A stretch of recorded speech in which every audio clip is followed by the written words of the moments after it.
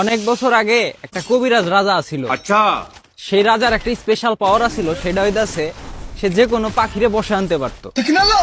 এখন রাজা একদিন রানী রেনে হয়ে রইছে, বুঝছেন? এখন রানী কোলের ভিতর থেকে হাত করে কয়ে উঠছে, কয় রাজা আমার তো একটা অদ্ভুত শখ জাগছে। রাজা কয় কি শখ? কয় আমার এলো তুমি পাখির পালক দিয়া বিছনা বানাই দিবে, এই বিছনা আমি ঘুমাসুম। আরে এই কথা হয় না, রাজা তো ঠাস করে রানীর একটা চাপট মারছে। মায়ের হেরে করতে ছাই, এই কাম হয় নাকি কোনোদিন?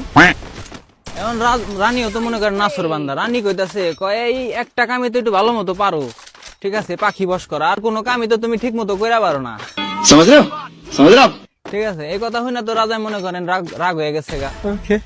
রাগ হওয়ার পরে রাজা সব পাখিরে ডাক দিছে।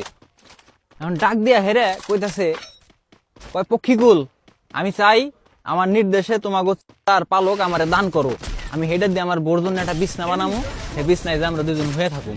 ये मैं गाली नहीं दे सकता। এখন পাখিরা কইতাছে, কয় রাজা আমরা তো এই কামটা কইরা পারতেছি না আপাতত। কয় কে? কয় আমাকে পক্ষীরাজ গেছে হলো একটা সুমারিতে, সে যখন আসবো তারপরে আমরা আপনার সাথে আবার দেখা করবো। ये क्या बक रहे हो मादर কয় তোমাকে পক্ষীরাজ তাড়াতাড়ি তলব লাগাও। দিছে তলব, বুঝছেন? পক্ষীরাজ আর নগদ আহে না। পক্ষীরাজ কয়দিন পরে আইছে, अच्छा আহার পরে রাজা কাছে, বেয়াদব তোমার কত বড় সাহস, আমি তোমারে তলব দিলাম, তুমি তাড়াতাড়ি আসো নাই, তুমি কনে গেছিলা, কি করবে গেছিলা? কয় মহারাজা আমি তো গেছিলাম একটা সুমারিতে, বুঝছেন, দেশে ছেলে বেশি না মেয়ে বেশি এটা দেখার জন্য। কয় কে দেশে তো পোলাই বেশি, আমি 1 বছর আগে সুমারি করছি। কয় না রাজা মশাই, দেশে মেয়ে বেশি।